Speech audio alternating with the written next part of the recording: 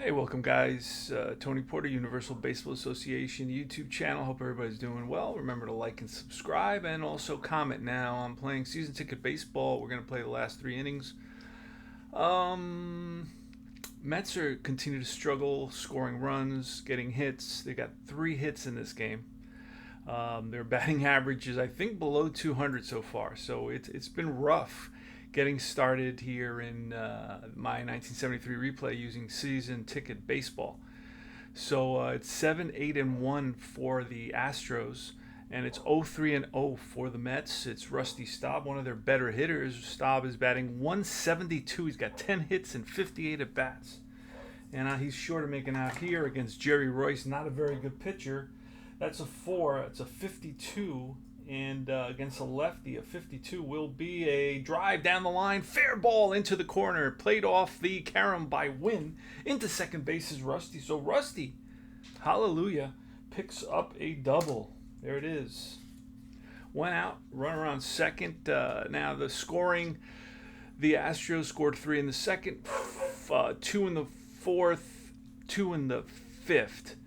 They hit several home runs today. Let's quickly pull up the box score. That's the nice thing about having a helper. You can just quickly pull up the box score and take a quick look. And I don't know that I could play this barely. I could barely play this if I did not have a helper. So let's look at the Astro home runs. There's Cedeno, his 4th, and Wynn, 2 home runs, 5 and 6 for the season. So they are having an excellent year. The Astros are. And the Astros that season, does it say on the ballpark card? No, it doesn't say their one loss for that season on the ballpark card, the Astrodome card. So maybe that's something that could be added down in the future. They usually they tell you who the manager is and the one loss, so you know, hey, was this a good team or not a great team? I really don't know. I could look it up on Baseball Reference, but I'm not worried about that right this second. Jim Beauchamp, number 5, is at the plate, and he's batting. He is 2 for 3. Just started playing. I don't know if he was injured or he was in the minors, or I don't know anything about that really. All I know is he started to play. He's played in 2 games. He's got 3 at bats with 2 hits. So let's see if the Mets can score a run here against Royce. The pitch, and that's a 197. So 97, the pitching is going to be a bloop single, and Staub is going to hold. He had to wait to see if it was going to get caught, so he's going to hold at third base. Now with 2 outs, I would score him. I don't know if that's the right way to play it, but that's how I'm going to play it, because with 2 outs, you're running, right? So Theodore, and that represents a 2-out bonus, right? I was asking the other day on the website, on the group, Facebook group, which is fantastic. Make sure you join that Facebook group. I was asking about, is there a 2-out bonus for running? And most of it is worked into the system, but there is that bloop opportunity with 2 outs. So here is George Theodore. Now, Theodore is another one of those guys, 2 for 21, 0.95 batting average. I got about 6 guys in my starting lineup batting, below 200. All right, here's a pitch from Royce. Infield's back looking for the double play. It's going to be he's a pitch by Royce to Theodore, and Theodore is a righty batter. This is going to be a 271, so I'm looking at a 71 here against the righty, and it's going to be a fly ball to right. Coming over will be Wynn, and he's under it. The toy cannon. Jimmy Wynn joins the Yankees, I think in 77 for a little bit, and I remember him. All right, Royce facing Fregosi now. Now, Royce is susceptible now to the season ticket version of endurance penalty. Oh no, not yet. This is his inning. He's got to complete the 6 innings. I believe that's the way it works. If it says 6, you complete 6 innings. If I'm wrong on that, please comment and let me know. So Jim Fregosi's up here against Royce, another righty. 2 outs. So let's pitch and swing. And that's a 79, a 179, which will be ball 4. So the pitching coach is going to go out. The bases are loaded for the Mets. Again, they're down by 7 runs. Duffy Dyer is at the plate. Duffy Dyer is batting .237, 9 hits and 38 at bats. He was actually a 185 hitter that season. So Royce, with 2 outs, we're going to push for him to finish out this inning. Here is the pitch, and that's a 16 against a lefty, a 4-16 against a lefty, and that's going to be a grounder to the shortstop. Metzger flips to the second baseman for the force, and that, my friend, retires the side. The Mets leave the bases loaded, again failing to score, and their hitting troubles continue. They are in a major slump, and it makes it hard to play any game when your team is really struggling at this point. To this point, it's the bottom of the 6th inning. And George Stone has been called in to relieve. And it is Metzger who started this game. McAndrew, not a good pitcher at all. Here's the pitch. All right, it's an 89, a 189. And an 89 will be a bloop single. Little Texas leaguer that dunks in there over the head of Mian. Staub picks it up. And Metzger's on at first. So here you got, Metzger. Yeah, well, I don't have to look at his card anyway. All right, so the pitcher, Royce, will get pinch hit for. He's already done his work for the day. And we're going to call on, who do we have here? Lee May. We're going to call on Lee May to pinch hit, and we'll have a new pitcher in the top of the 7th inning. All right. So one thing I especially like about these cards, and you know that on my videos, I will constantly make comments about different things, is actually the size of everything. You can read it. So for those guys who have a diminishing eyesight. Diminishing eyesight, these cards are really good. That's one thing I always loved about Appa. Everything on Appa was nice and big, right? I do have trouble with Strat a little bit, as you can see. This 1919 team, look how small that is, and sometimes it causes me. Early in the morning, my eyesight is better than later at night.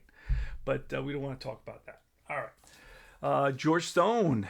Yes, sirree. George Stone is ready to roll. Runner on first, takes his lead. Stone looks over.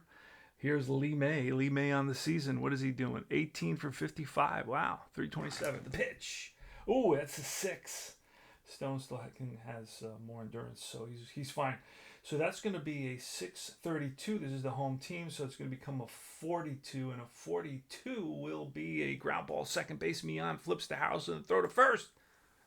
Not in time. So it's a G46. So Lee May grounds out, and he's on at first. Here is Tommy Agee. Agee, 7 for 36, batting 194. And it's going to be a 96. The 96 will end up being a deep drive. And that ball is hit well, way back. That ball is gone, out of here. Home run. A 2-run shot for Tommy Agee. And that'll be his second of the season. And it is Tommy Helms now. So George Stone's struggling a little bit. Let me quickly look at what he's done in the couple of innings that this is his second inning of work, I believe. Stone, let's look at the box score. Stone in one inning has given up 4 runs. So he's struggled, and we could replace him, but we don't care to do so. It is 9-0 now, 9-0. And that's 4 home runs for the Astros here in the Astrodome, which didn't give up a lot of home runs from my memory. I remember it being a rough place to hit a home run at. Here is Tommy Helms, pitch, and it's a 4 result. Remember, Stone's a lefty, so it's going to be an 80 against a lefty, and that's going to be a fly ball center field. On the run is Mays, and Mays tracks it down. So Helms flies out for the second out of the inning. And now it is Cesar Cedeno. Cedeno batting 300. He's got 4 home runs. He's 1 for 3 with a home run today. Here's the pitch by Stone, and that's a 5, an 85. So that'll be to the center fielder, Mays. Willie Mays. And what will he do with an 85? He will make a fine running catch in the gap to end the inning. So Willie Mays flashing the leather a little bit of the old Willie Mays. Here's Stone is up. So we're going to pinch hit for him. So that was a good move in allowing Stone to finish that inning. Because then I would have had to make a double switch. All right, let's see what we got. We're going to call on a pinch hitter. I got a blinking light here. Blinking home team is telling me something. I'm not sure what it's telling me. Let's see what I did over there. And I pinch hit. That's right. I pinch hit for somebody. So it says current pitcher must be in the lineup. So I have no pitcher. And we're going to call on a pitcher. Who are we going to grab? Who are we going to call? Cecil Upshaw? Long. Yep. Cecil Upshaw is available. And he will pitch. He will be placed in the ninth position of the batting order. And all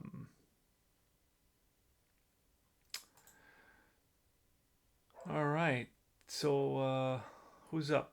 Stone. So we have to pinch hit for him. So we'll click on the little icon there. I don't have pictures because it was several steps into put up the pictures. Those are some things that Digital Diamond Baseball, I encourage them to adjust. There's several things. One of the things, the pictures, it should be one click and it uploads all the pictures. You shouldn't have to go, and this is not a knock on the game. This is probably the number one game in terms of value in our hobby, by the way.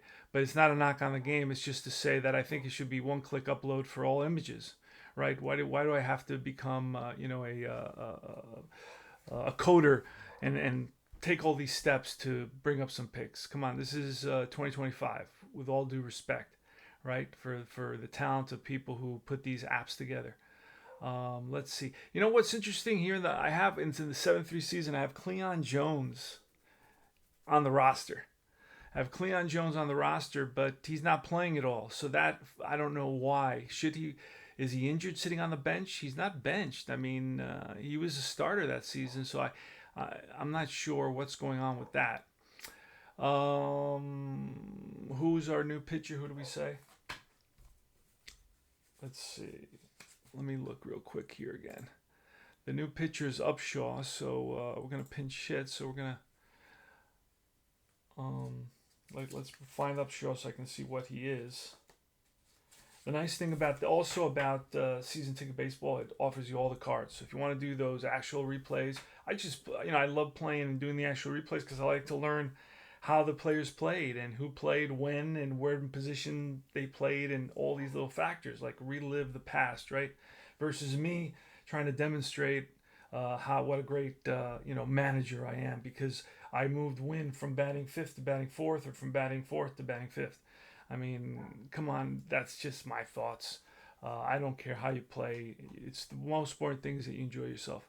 That's how I... So Upshaw's a righty, so that's good because I got a lefty. I'm going to call him Wayne Garrett. Wayne Garrett is another one of those guys who's in a big, huge slump. Wayne Garrett's batting 172. He's got 5 hits and 29 at-bats. So like I said, the whole team is in a slump. It's really struggling. So it is frustrating. Right, it is frustrating, but I know things will change, and I'll start getting all those roles. So nobody's on, nobody's out. Cecil Upshaw, the pitcher, and here he comes, and that's a 6, and that's a 42, and that will be a 1 point, and we will add 10 for that. I think that's the way you do it. A 642 is a 652. That'll be an out. It's a pull. Actually, he taps it to the left side, and Radar comes in, gloves it, throws the first in time. So that's 1 away here. Easy out on a ground ball to third.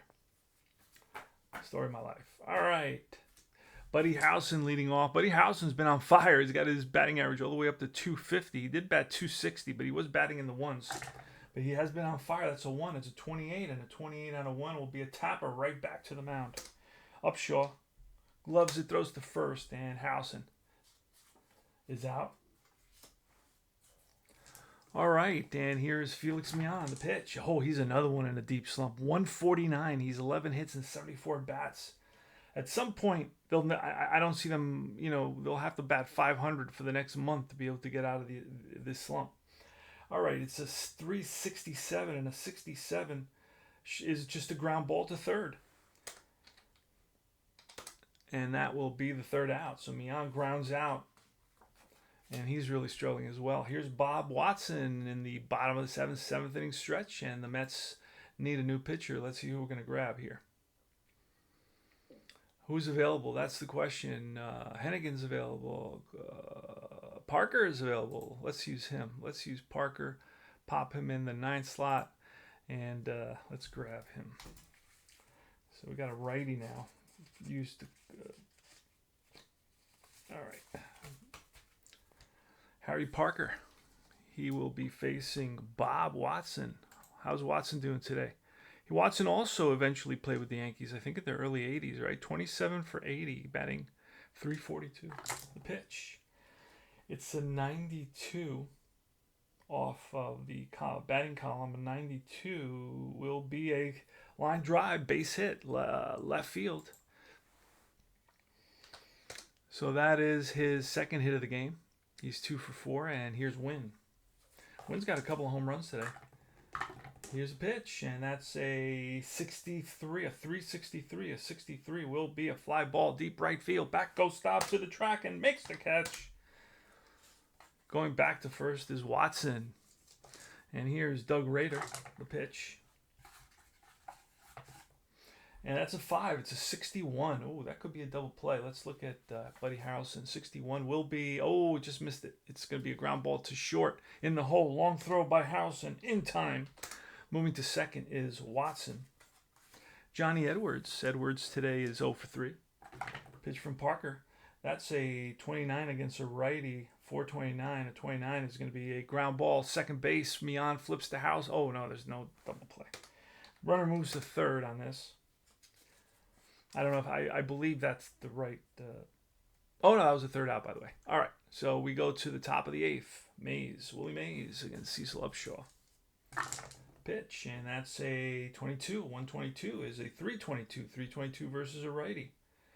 322 is a K. And Willie Mays has a big K, all the way from 300 to 52. Cecil Upshaw, Rusty Staub. Again, Rusty Staub batting 186, and he's one of my top hitters. He batted 280 in reality. 323 at 23 should be an easy out, but no, it's a ground ball up the middle, base hit. Knocked down by the second baseman, but Staub is on it first with a 1-out single. Hallelujah. So one of our guys gets a hit. That's good. That's 6 hits for the Mets in this game. And Upshaw is still good. He's facing Beaucamp. Here's the pitch. It's a 6. So that's going to be another number. And we're going to add 20 to a 65. So that's going to make it an 85. An 85 will be a ripped rope to center field, and Staub will go to third on this. So the Mets, again, getting a couple of hits finally. And here's Theodore. George Theodore scores 9-0. 9-11-1 for the Astros. 0-7-0 for the Metsies. Upshaw. Looks at Theodore and the pitch. And it's a 202 against a righty. And 0-2 makes it a 402. A 402 against a righty is going to be a base on balls. So that Upshaw loads the bases. And here's Fregosi. He's faced 7 batters. All right. Here's Fregosi with the bases loaded. You know what? I'm going to bring in a lefty here to pinch hit for Fregosi. Oh, I used Garrett, but I can bring in Boswell. Let me use Boswell here, and then Boswell, I believe, can play third base. Kenny Boswell. All right. Boswell versus Upshaw with 1 out and the bases loaded. Infield's back looking for the double play. Here's the pitch, and that's a 278. So we're looking at 78 against a lefty. A 78 against a lefty is going to be deep to right field. Unfortunately, Boswell, it doesn't have bad power with a 5. So let's see what happens. I do have a tendency to forget when I especially when I roll again. So I'm thinking of kind of doing it a different way, but we'll see. So it was a 287 versus a lefty is deep right field. So I got to remember right field, and we're going to add the 5. So it's going to be a 9 to right field, and that's going to be a base hit, and 2 runs will come in, and Theodore will stop at second base. It gives me the option. Uh, I believe that means it's to center. Well, it's to right field. I'm not sure what that means, and I'm not even sure if it's a B or an 8 on the deep drive chart. It says single 2 pluses, which means 2 bases, and then it's a B question mark. I think that's a B question mark. Does that mean the batter can try to take an extra base? That may be what it means. I'm not sure, but I'm not worried about it because right now it's okay. Single runner. I'm gonna do it a little bit different. Runner on second, advances 2 bases. Runner on first, only 1, and that's it. So let's see if this will help me on runner on second. Yeah, let's see what happens. Yep. Okay. So I wanted Theodore to stop at second base. I didn't want him. So I wanted the other 2 guys to advance 2 bases, but Theodore's going to only advance 1 because on that 9, he could advance. Wait a second. Okay. Yeah. He advanced. Everybody advances 2. My bad. All right. I misread it or misplayed it. All right. So let's do that again. It's a single, 2 stars. Everybody advances. I think that's how you play it. All right, so we got first and third, 1 out, Duffy Dyer, and I think we're going to go to the bullpen. Let's do that. Let's see who we got sitting in the bullpen that's available. That's a nice thing again about having a helper. You get to see who's available and who isn't. Cosgrove is a guy, and he's a lefty. Crawford is another guy. He's a lefty. Fred Gladden is another guy, and he's a righty.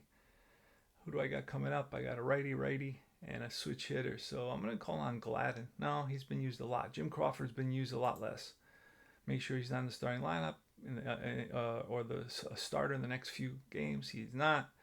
He will. Oh, I'm going to have to do a double switch here. This is rough because I don't want to replace the catcher. I don't want to replace my third baseman, Jimmy Wynn. Don't want to replace him. So this is the problem. So it doesn't matter because we are winning by a lot, 9-2, I believe it is. So we're just going to pop him in the 9th spot. He will come up to bat in the next inning. So it will be Crawford, Jim Crawford, and he is a lefty. Oh, Jim Crawford's a lefty. All right, that's fine. We just need a mop-up guy anyway in this game. All right, Duffy Dyer. With runners on first and third, he is batting .231 on the season. Here's the pitch, and that's a 317. So 17 will be a strikeout. He swings and misses at the curveball, and that is 2 outs. And it's Parker, and it's 9-2. We're not going to let Parker bat, obviously. So we're going to pull Parker for a pinch hitter, and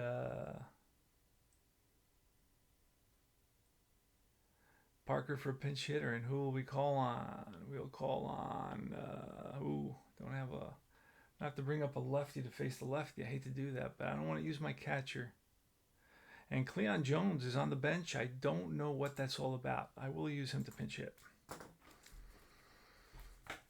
So I'm going to look into Baseball Reference if they were using him as a pinch hitter or not, because if he may have not be able to throw or to run. I don't know what injury he had in '73 at the start of the season, because he was starting for the first bunch of games, and then all of a sudden, poof, he's sitting on the bench. But he's not in the minors, so it's probably a day-to-day thing that they're checking and see. But I'm going to get him to, hopefully he can bat, and let's see what happens. Cleon Jones batting .225. He's got a home run on the season. I think I've only hit 2 or 3 home runs for the whole 17 games that I've played already. I've played six. Yeah, this is my 17th game. All right, 2 outs, first and third. It is Jim Crawford on the mound. He is facing Cleon Jones, pinch hitter. Here's a pitch. Oh, a 6. And Crawford just started, so he's got nothing there. So that's going to be an 0-7. That's going to be an easy out, and that'll be a swing and a miss. And he swings through the fastball, and that is the inning for the Mets. The Mets score a couple. They leave a couple on base, and we gonna call on a new pitcher for the Mets. We're gonna call on Hennigan.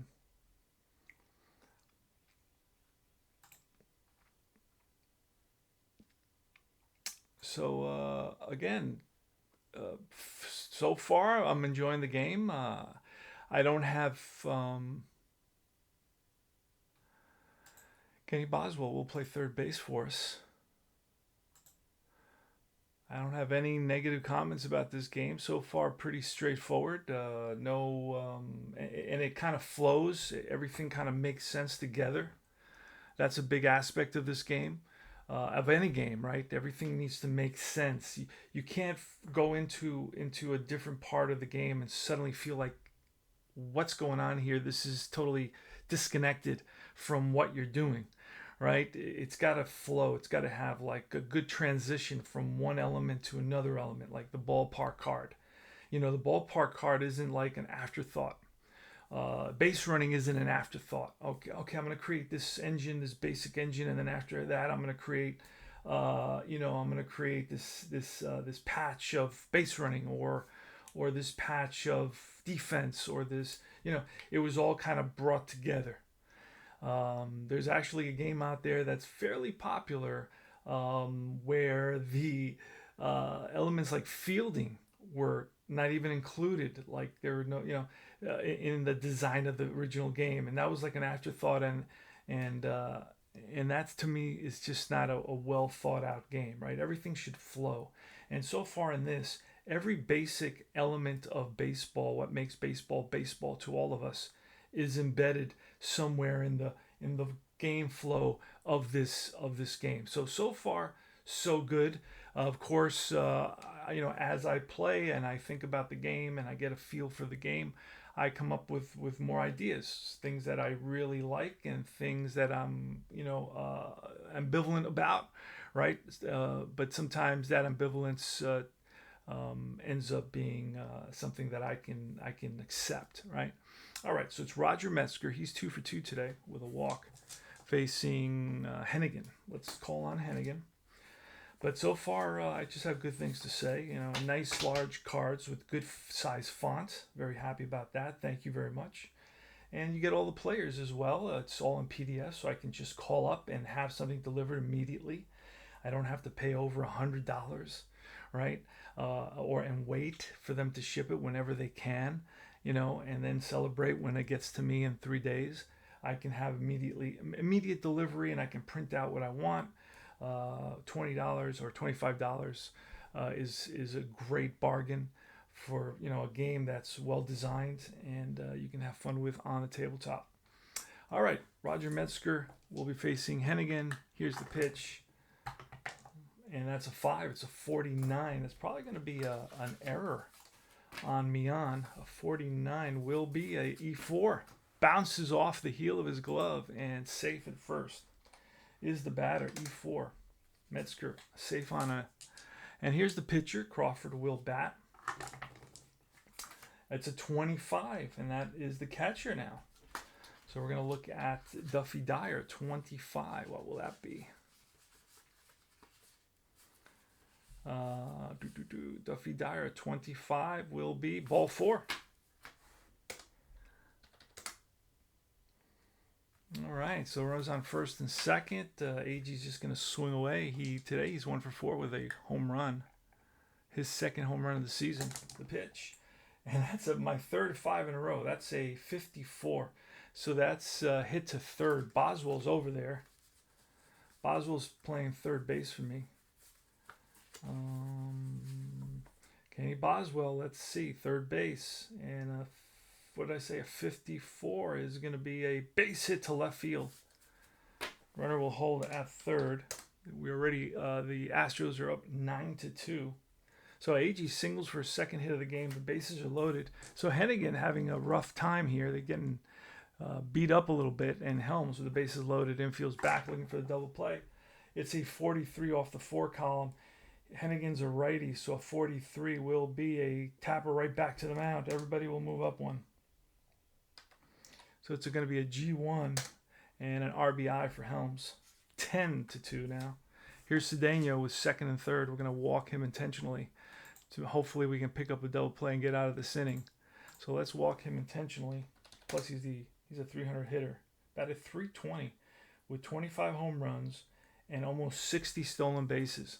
Superstar numbers, especially for this era, 1973. Here's Bob Watson, bases loaded. Here's the pitch from Hennigan. It's a 168, so a 68 is going to be a wild pitch. All runners will advance. So he spikes a fastball, and it gets past Dyer all the way to the backstop.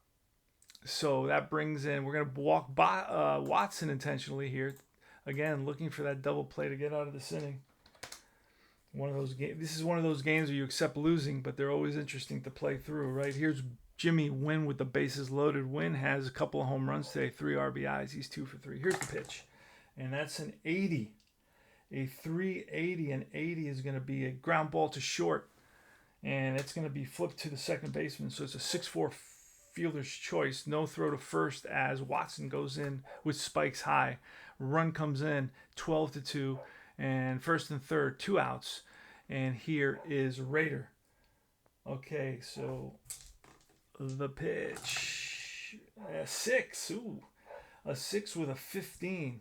And that's going to be a 25 because they're at home. And that's going to be popped up middle infield. Calling for it is Mian. Mine. Makes the catch. And that, my friends, retires the side. But they pick up 3 runs here in the bottom of the 8th. And last licks for the Mets.